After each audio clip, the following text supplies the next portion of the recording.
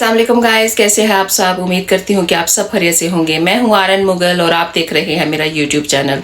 आज मैं बना रही हूँ पराठा कचौरी और इसकी बहुत ज़्यादा फरमाइश आई हुई थी। अगर जिस को ये रेसिपी देखनी है तो प्लीज़ एंड तक ये रेसिपी ज़रूर देखिएगा। आज आपको बहुत मज़े की और बहुत क्रंची जो है पराठा कचौरी की रेसिपी मिलने वाली है, जो आपने मुझे लगता है पहले नहीं खाई होगी। तो चलें वीडियो की तरफ चलते हैं और ये वीडियो एंड तक ज़रूर देखिएगा। यहाँ पर देखें, मैंने हाफ केजी जो है बोनलेस ची लिया है और इसके मैंने इस तरह के छोटे छोटे पीस काट लिए हैं। और अब हम इसको थोड़ा सा मैरिनेट कर लेते हैं। पहले आपने 1 टीस्पून जो है वो नमक का डाल देना इसके अंदर। फिर आपने ये थोड़ा सा गरम मसाला है वो ऐड कर देना है। बहुत ज़्यादा हमने इसके अंदर मसाले ऐड नहीं करने।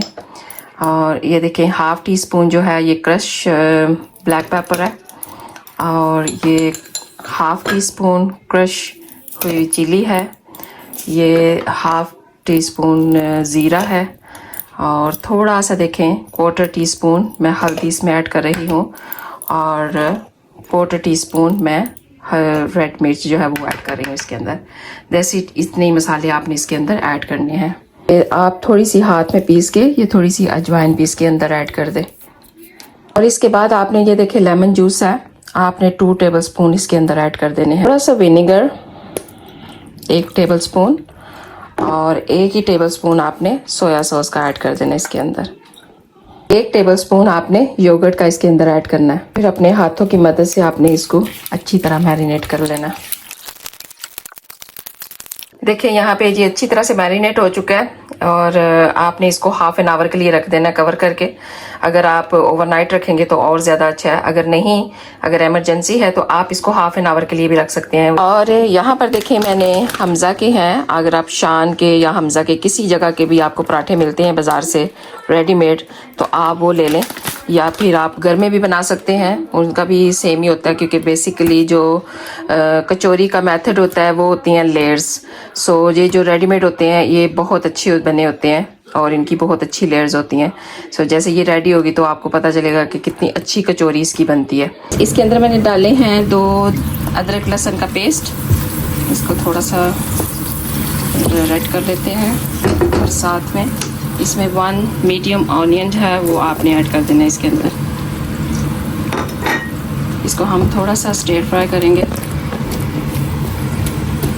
तो गाइस 3 मिनट इसको भूनने के बाद इसके अंदर ये जो मैरिनेट चिकन है ये सारा इसके अंदर ऐड कर देना आपने।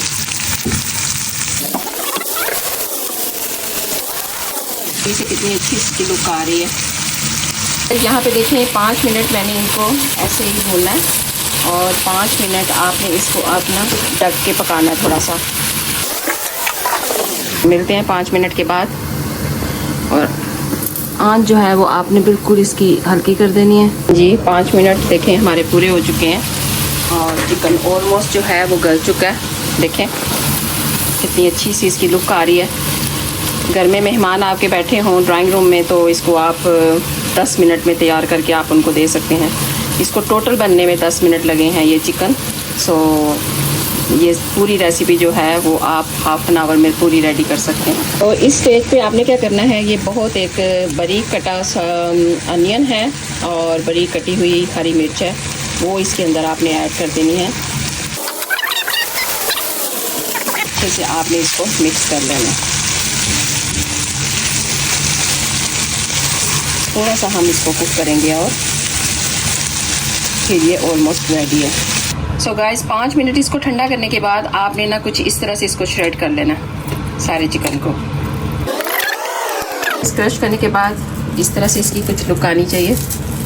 मैं आपको क्लोज करके दिखाती हूँ। यहाँ पे जो पराठे हैं उनको मैंने बाहर निकाल के रख दिया था। अब ये थोड़े से जो है वो डीप रोस्ट हो चुके हुए हैं। और यहाँ पे ये मोज़रेला चीज़ है और 1 एग ले लेना है और आपने मिक्स हर्ब्स ले लेने हैं। इनको बनाने के लिए आपको ये 4 चीज़ें चाहिए। ये देखें इसके अंदर मिडल में आपने ये सारा जो चिकन आपने बनाया था वो ऐड करना है इस तरह। फिर थोड़ी सी मोज़रेला चीज़, कम या ज़्यादा आप खुद अपनी मर्ज़ी से डाल सकते हैं। अगर बच्चों के लिए बना रहे हैं तो आप चिली बिल्कुल ऐड ना कीजिएगा और अगर आप बड़ों के लिए बना रहे हैं तो फिर आप कर सकते हैं। बट जो है वो आपने कुछ इस तरह से करना है। ये देखें इस तरह।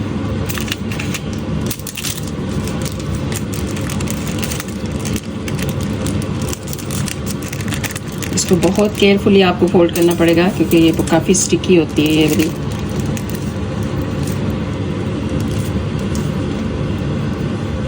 इस तरह आप अपनी कोई भी शेप दे सकते हैं।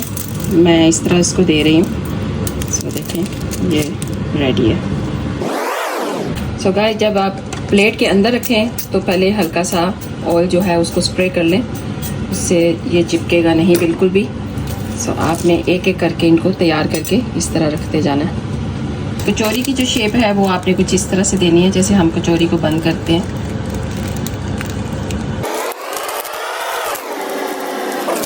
इस स्टेज पे अगर आप चाहें तो आप इनको फ्राई भी कर सकते हैं, क्योंकि अगर आप हेल्थ कॉन्शियस नहीं हैं तो आप फ्राई कर लें, तो नहीं तो आप इसको ओवन में रख के या फिर एयर फ्रायर में आप इसको बनाएं। इस टाइम पे अगर आप चाहें तो आप इनको फ्राई भी कर सकते हैं, क्योंकि हमारे घर में सब हेल्थ कॉन्शियस हैं, तो इस वजह से मैं इनको एयर फ्राई में करूँगी। और इस टाइम पे आपने इनके ऊपर जो एग है उसका वो थोड़ा सा लगा देना है। जब आप इसको फिर कुक करेंगे तो ये बहुत अच्छी सी इनकी रेड लुक आएगी ऊपर से। सबको आपने अच्छी तरह से एग लगा देना ऊपर वाली साइड के ऊपर। बाद आपने हर्ब्स जो हैं उनके ऊपर हल्का हल्का सा स्प्रिंकल कर देना है इनके ऊपर। देखिए इस तरह।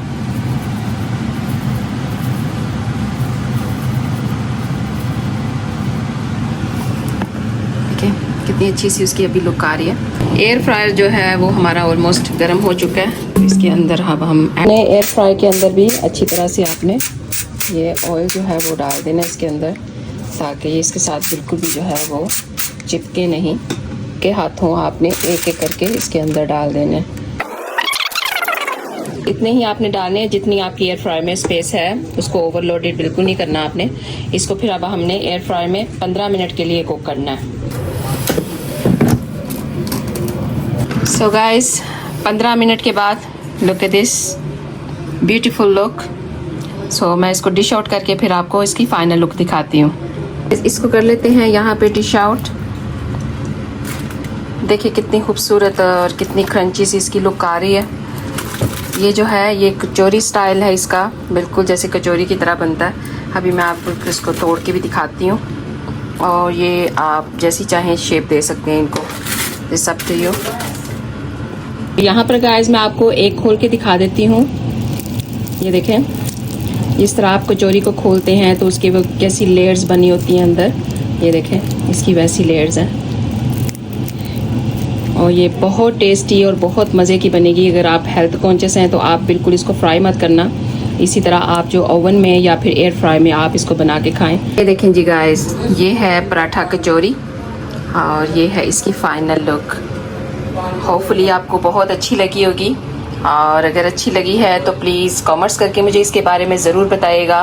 अगर आप मेरे चैनल पे नए हैं तो सब्सक्राइब कीजिएगा, लाइक कीजिएगा, शेयर कीजिएगा, और बेल आइकॉन का बटन दबाना मत भूलिएगा, ताकि जो भी मेरी नई आने वाली वीडियो है वो सबसे पहले आप देख सकें।